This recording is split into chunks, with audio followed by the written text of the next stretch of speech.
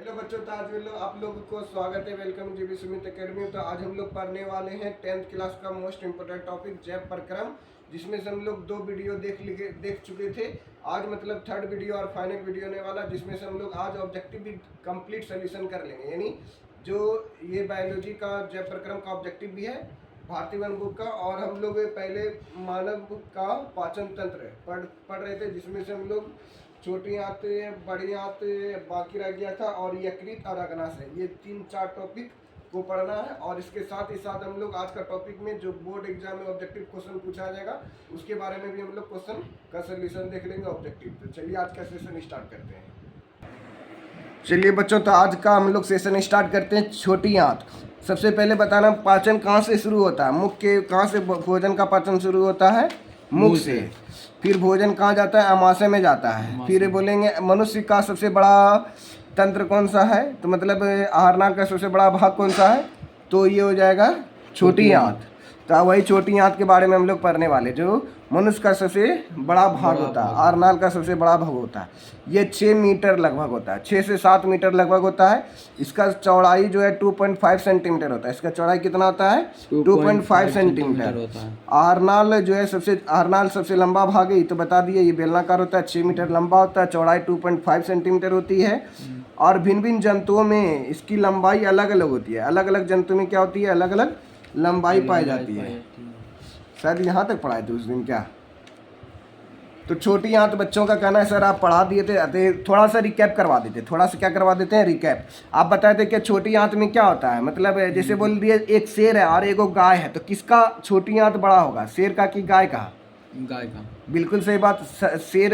गाय क्या है? शाकाहारी जंतु है। शाकाहारी जंतु क्या करता है, मतलब गाय पहले घास को चबा लेता है, चबा चबा करके पेट के अंदर ला लेता है, फिर वो जुगाली करता है, मतलब फिर भोजन का पाचन करता है। इसलिए छोटी आंत का जो होगा बड़ी आंत, छोटी आंत की जो आहार नाल होगी सबसे बड़ी होगी, लंबी होगी। अब छोटी आंत का 3 भाग है, ग्रहणी, जेजुनम और इलियम। ये भी बताए थे छोटी आंत का कितना भाग है? 3 भाग है। कौन कौन? ग्रहणी, जेजुनम और इलियम। ये एग्जाम में पूछा जाता है। चलिए यार ये सब तो बताइए दिए थे। चलिए आज का टॉपिक हम लोग स्टार्ट करते हैं। और छोटी आंत का पाचन पित्त, छोटी आंत का पाचन पित्त से मतलब, चलिए ये तो सब तो बता दिए थे। चलिए यहाँ से आज का टॉपिक है मतलब यकृत, यानी इसको इंग्लिश में बोलते हैं लीवर, और इसका दूसरा नाम है जिगर। इसका दूसरा नाम क्या है? जिगर। मान लेते शराब को पीता है आदमी, तो जिगर से पता चल जाता है कि आदमी कैसे बॉडी डेड हुआ है। मान लेते आपको मार देंगे या कुछ भी कर देंगे आपकी बॉडी में, तो आपका जिगर से पता चल जाएगा, किडनी से पता चलेगा वो व्यक्ति किस प्रकार से डेड किया गया है। उसको मारा, पीटा या अपनी डेथ कर गया है, जिगर से पता चल जाता है। तो यह शरीर की सबसे बड़ी ग्रंथि है। बोलेगा शरीर की सबसे बड़ी ग्रंथि कौन सा है? जिगर। जिगर है। इसका भार कितना होता है? 1.5 kg। इसका भार कितना होता है? 1.5 kg होता है, जो उदर के बाहरी दाहिने भाग में स्थित होता है। चलिए ऑब्जेक्टिव हम लोग पढ़ते हैं, मतलब पीछे वो टॉपिक क्लियर हो गया था, विद्यार्थियों को कंफ्यूजन था, खत्म हुआ कि नहीं हुआ। इसमें क्या बोला जा रहा है, ये ऑब्जेक्टिव भी 1-2 कर करके बताए थे आपको, बोले थे कि ये वाला ऑब्जेक्टिव बना करके लाना है। निम्नलिखित क्रियाओं में सजीव का मुख्य लक्षण क्या है? तो सजीव स्थानांतरण भी करता है, श्वसन भी करता है, प्रकाश संश्लेषण भी करता है। इसका आंसर क्या हो गया? इनमें से सभी हो गया। कोशिका के किस भाग में सजीवों के सारे गुण विद्वान होते हैं? कोशिका का कौन सा ऐसा भाग है जिसमें सारे गुण विद्वान होते हैं? तो कोशिका झिल्ली, इसमें नहीं होगा, कोशिका भित्ति नहीं होगा, जीव द्रव होगा। क्या होगा? जीव द्रव हो गया।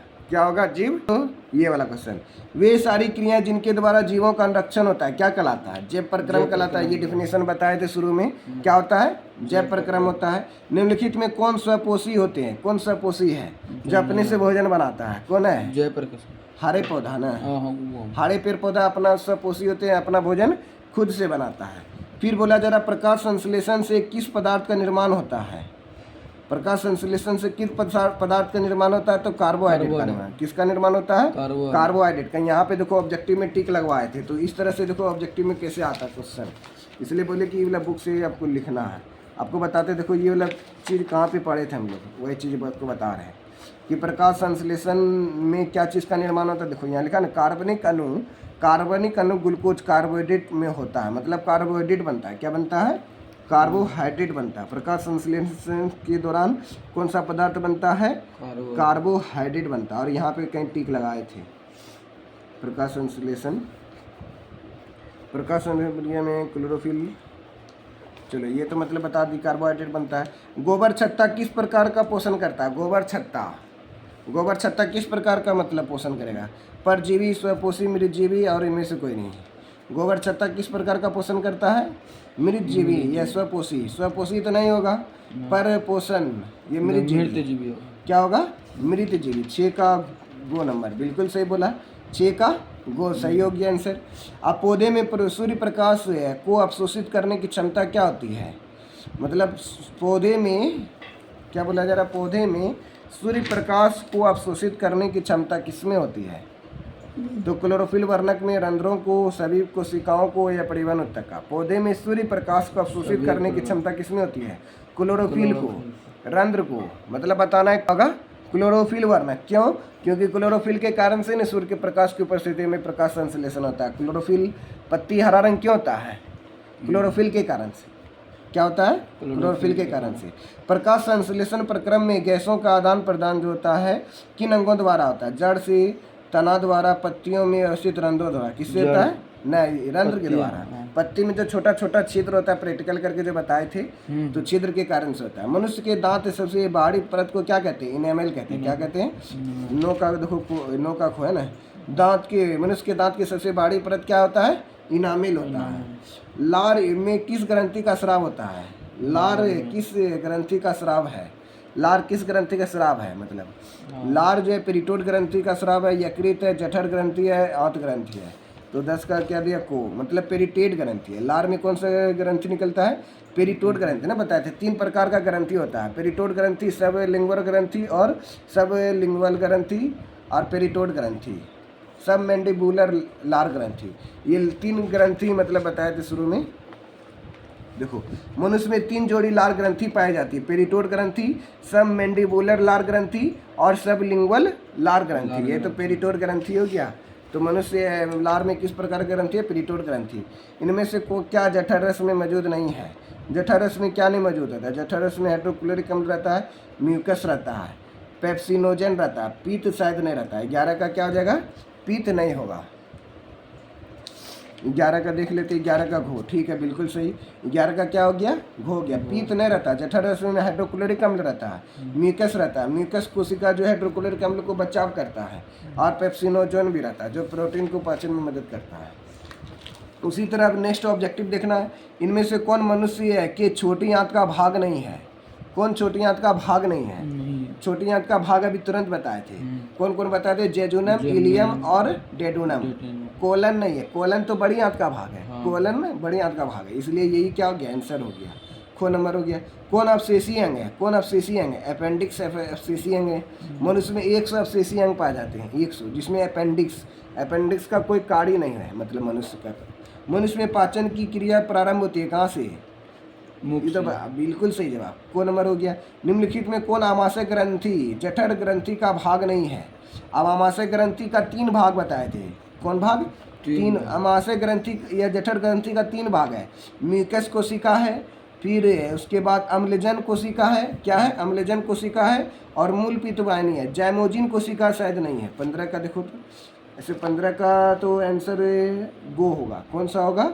मूल पित्तवाहिनी नहीं है, मतलब कौन सा आंसर हो गया? मूल पित्तवाहिनी नहीं है। जैमोजिन कोशिका है। देखो इसके बारे में पढ़ाए थे पीछे में, मतलब बताए थे। देखो कहाँ पे है, इसलिए बोले थे इसको लिखने के लिए। तो देखो यानी जठर ग्रंथि 3 प्रकार की ग्रंथि है। अब देखो यहाँ पे श्लेष्मा ये म्यूकस कोशिका है, भित्ति या अम्लजन कोशिका इसी का दूसरा नाम है, और दूसरा है मतलब मुख्य या जैमोजिन कोशिका। ये मुख्य है जैमोजिन कोशिका है। ऑब्जेक्टिव क्वेश्चन 100 आएगा, 100 में कौन सा क्वेश्चन आएगा ये कहना मुश्किल है, तो सब तैयारी कर लेंगे। ये पढ़ेंगे, इसके साथ साथ बीबीडी का ऑब्जेक्टिव है हम लोग तैयारी करेंगे। फिर उसके बाद एनसीईआरटी एग्जाम्पलर का बुक हम तैयारी करवाएंगे। कल हम लोग मैथ का अपलोड किए थे, मतलब पढ़ा दिए थे एनसीईआरटी एग्जाम्पलर, आप देख लीजिएगा वास्तविक संख्या, आज ही वीडियो अपलोड की है। चलो उसके ऑब्जेक्टिव उसमें बताएं, इंपॉर्टेंट सब है। अब देखो क्वेश्चन नंबर 16 में, निम्नलिखित में किस रचना के कारण मुख्य गुहा में भोजन श्वासनली में नहीं आ पाता है? किसके कारण श्वासनली में नहीं आ पाता है? एपोग्लोटिस के कारण से। ये ना ढक्कन करता है जो हाथ से। छोटी आंत में भोजन का पाचन पूर्ण होने के बाद वह क्या कहलाता है? मतलब छोटी आंत में भोजन का पाचन पूर्ण होने के बाद वह क्या कहलाता है? मल। बिल्कुल, चाइल कहलाता है। क्या कहलाता है? छोटी आंत में जब भोजन का पाचन हो जाता है ना उसको चाइल कहते हैं। बड़ी आंत में जब भोजन पच के बाहर निकल जाता है तब उसको मल कहते हैं। तो छोटी आंत में जब भोजन पूरी तरीके से पच जाता है उसको क्या नाम है? चाइल नाम है। क्या नाम है? चाइल। ठीक है, तो चाइल हो गया। फिर अब नेक्स्ट क्वेश्चन देखो, चाइल हो गया ये वाला। तो निम्नलिखित किस रचना के बाद अमीबा अपना भोजन ग्रहण करता है? कुटपाद के माध्यम से ग्रहण करता है। कहाँ से? कुटपाद। ये बीपीएससी टीचर वाला एग्जाम में आया था। निम्नलिखित में कौन अमीबा में पोषण की प्रक्रिया में एक नहीं है? तो कौन जो है भोजन की पाचन की प्रक्रिया में एक नहीं है? तो अंतःग्रहण। अंतःग्रहण मैंने भोजन के अंदर करना, पाचन मैंने पचाता भोजन, बहिष्करण मैंने बाहर निकालता, अपघटन। अपघटन नहीं होगा 18 का, सॉरी अब 18 का, सॉरी 19 का ना, 19 का घो। अपघटन ही नहीं होगा। अपघटन मतलब तोड़ फोड़ करना, तो पाचन हो ये गया, तो अपघटन नहीं होगा। अमीबा में भोजन का पाचन किस अंग में होता है? बोलो। अमीबा में भोजन का पाचन भोजन राजधानी में होता है। कहाँ पे होता है? भोजन राजधानी में होता है। 20 का खोट। ठीक है। पैरामीशियम में भोजन का अंतर्ग्रहण शरीर के किस रचना में होता है? पैरामीशियम में भोजन का अंतर्ग्रहण शरीर के किस रचना से? तो कोशिका मुख से। किसका? बिल्कुल सही जवाब। 21 का गो। अमीबा में पोषण की प्रक्रिया नीचे दिए गए चित्र में दर्शाया गया है, तो बताना कि यह क्या हुआ? अंतःग्रहण, पाचन, बहिष्करण, प्रचलन। किस प्रक्रिया नीचे दिए गए हैं? बहिष्करण में होगा शायद। बहिष्करण मतलब बाहर निकाला गया। भोजन तो पचा था, देखो भोजन पच अंदर में था, फिर भोजन को फिर मुख पे लाया, फिर यहाँ पे लाया, फिर बाहर निकाल दिया, तो ये कौन सा हो गया? बहिष्करण।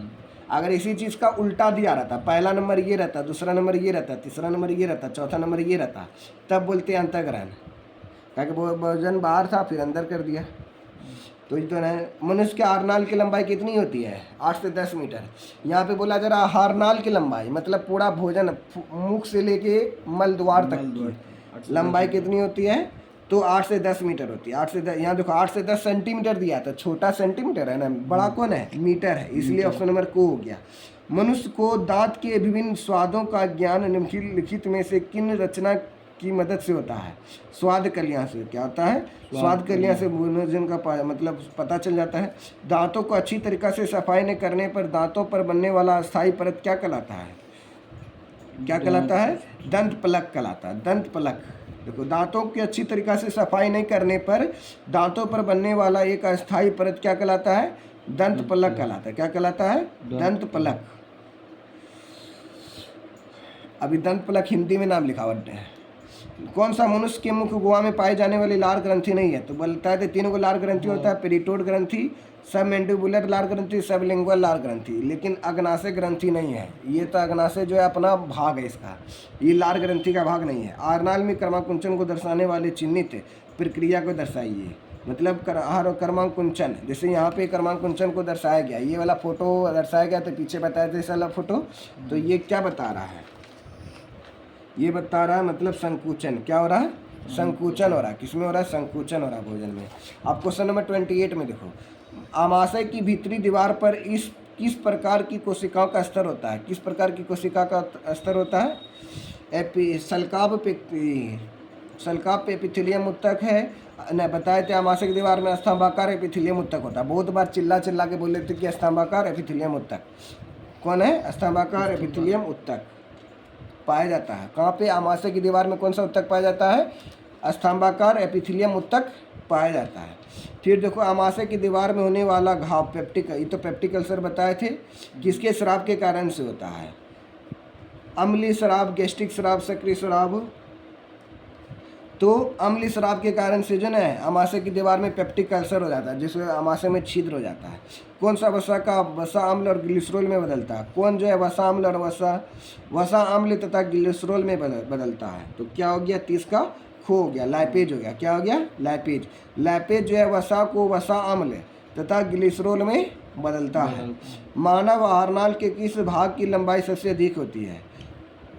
तो छोटी आंत की भाग सबसे लंबी होती है, बताए थे सबसे बड़ी। मानव शरीर की सबसे बड़ी ग्रंथि कौन सा है? यकृत। कौन है? यकृत। यकृत है। अब नेक्स्ट क्लास में हम लोग श्वसन के बारे में पढ़ेंगे। दूसरे विद्यार्थियों को पढ़ा दिए श्वसन, खत्म होने वाला उसका। तो चलिए अब हम लोग नेक्स्ट क्लास में बायोलॉजी का सेशन देखेंगे। क्या जो पढ़ा दे बायोलॉजी? तो बायोलॉजी का ये सेशन समाप्त होता है। फिर नेक्स्ट क्लास में हम लोग अभी दूसरा टॉपिक पढ़ने वाले हैं। जय हिंद जय भारत, थैंक यू।